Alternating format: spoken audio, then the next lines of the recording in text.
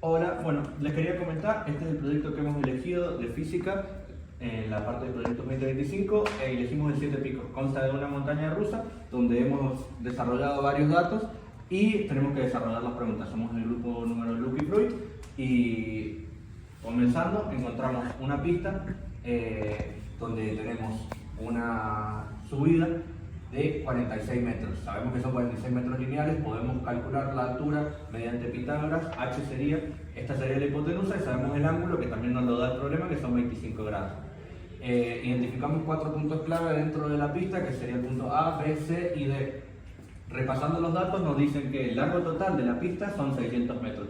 La potencia del motor de arrastre son 30 kilovatios, el ángulo, como comenté anteriormente, es 25 grados, la masa de las personas son 70 kilos, la masa del vagón son 250 kilos y como son 4 personas, multiplicamos los 70 kilos de las 4 personas por 4, nos dan en total una masa en el carrito de 530 kilogramos. Por socatoa despejamos el seno del ángulo para despejar h, que vendría siendo la altura de la pista, lo cual nos da 19,44 metros. Luego de la fórmula de potencia, donde tenemos trabajo sobre tiempo, despejamos el tiempo. Sabemos que el trabajo que va a hacer el carrito va a ser subir esa masa hasta esta altura, es decir, m por g por h, dividido el tiempo. Transformando los 30 kilovatios que teníamos al Joule, nos queda 101.074 sobre 30.000 vatios y nos queda 3,37 segundos. Es el tiempo que se demora el carrito en subir la rampa. Teniendo el tiempo y la longitud de la rampa como la teníamos, que era 46 metros, podemos despejar la velocidad con la que el carrito va a llegar a uno de los puntos clave que les comenté, que es la longitud de la rampa sobre el tiempo, nos da 36,65 metros sobre segundo. En el punto 3 nos piden verificar si la potencia que nos indica el problema es la mínima para poder subir el vagón hasta el punto mencionado. Para esto vamos a hacer un diagrama de cuerpo libre donde vamos a tener la rampa con los 25 grados de inclinación, donde vamos a tener una descomposición del peso del vagón en dos componentes: la fuerza normal y la fuerza mínima para subirlos. Para la fuerza normal vamos a tener que es m por g por el coseno del ángulo de inclinación de la rampa, que son 4.712.16 newton. Y para plantear la fuerza mínima, sabemos que la fuerza mínima debe ser mayor que la componente y la composición del peso del vagón en paralelo a la rampa. Entonces vamos a tener que la fuerza mínima va a ser mayor que m por g por el seno del ángulo. Esto nos da que debe ser mayor a 2197.32 newton. A partir de ahí vamos a calcular la potencia mínima dependiendo de la fuerza y de la velocidad que calculamos anteriormente. Planteamos la ecuación y tenemos que la potencia es la fuerza por la velocidad. Reemplazamos los valores y nos da 30.000 watts, que corresponde al mismo número que nos indica el problema. Por lo tanto, la potencia mínima es correcta. Punto 4 nos pide calcular la velocidad máxima que se va a alcanzar en el recorrido. Vamos a definir velocidad máxima como la velocidad en D, porque esto sucede en el punto D. Para calcular esto debemos tener en cuenta la energía cinética en C, en el punto C, cuando parte la nueva aceleración que va a tener el vagón, la energía potencial que tiene en ese punto, la energía cinética que va a tener en D y la energía potencial que va a tener en D. Como en la gráfica del recorrido, el punto D está en altura 0, vamos a tener que la energía potencial en ese punto va a ser 0, entonces la energía potencial y cinética se van a convertir en la energía cinética del punto D. Escribimos la ecuación y despejamos la velocidad en D, que nos va a quedar que la velocidad en D al cuadrado es igual a la velocidad en B al cuadrado más 2 por g por h. El punto nos pide calcular el trabajo necesario para detener a cero el vagón, que es básicamente la aceleración que lleva, pero contraria, que nos va a quedar un medio de la masa por 23,83 metros por segundo al cuadrado, que es con la velocidad que llega, y nos da un total de 150.300 joules. Ese trabajo de frenado lo tiene que hacer en una distancia de 5 metros, por lo que también nos pide la fuerza de frenado que va a realizar.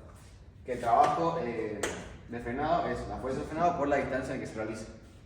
Esto, despejando la fuerza, nos queda el trabajo de frenado sobre la distancia que realiza, que es 150.600 joules entre 5 metros. Es un total de 30.060 newton. Y en estación de frenado, las personas sufren 5 G de fuerza. Esto debido a que es una fuerza muy grande, con una velocidad inicial muy grande y la distancia de frenado es muy corta, por eso se experimenta tanta fuerza y esta aceleración.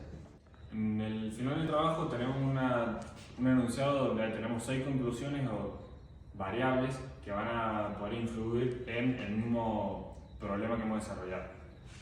Son 6 de ellas, lo voy a desarrollar 2 y mis compañeros 2 cada uno. La primera nos dice que se cumple la conservación de energía.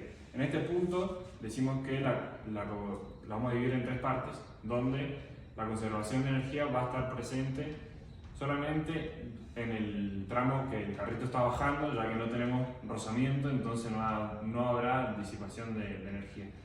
Pero cuando el carrito está subiendo del punto A al punto B, no hay conservación de energía porque hay un motor que está aplicando una fuerza, por lo tanto está haciendo una intervención en el sistema.